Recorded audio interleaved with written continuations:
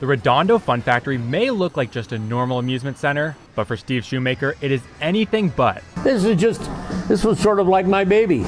Steve first opened the Fun Factory nearly 50 years ago. In 1972, he bought the lease and begged the city to allow him to open an arcade. I just thought an arcade would be a good business.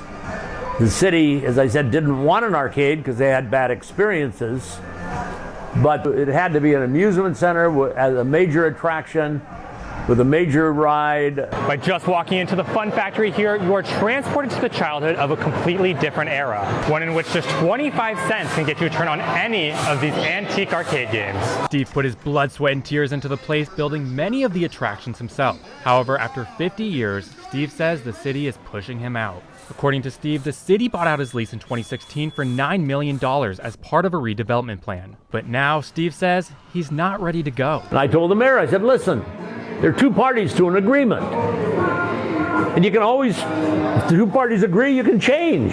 I fought as hard a battle as I think anybody could possibly fight, and lost. Annenberg Media reached out to the city for comment and did not receive a response. Salvador Mayoral is the manager of the Fun Factory and has worked there for 34 years. He says it's going to be tough to close down. I think everybody's sad. Everybody's sad because this is like my family too.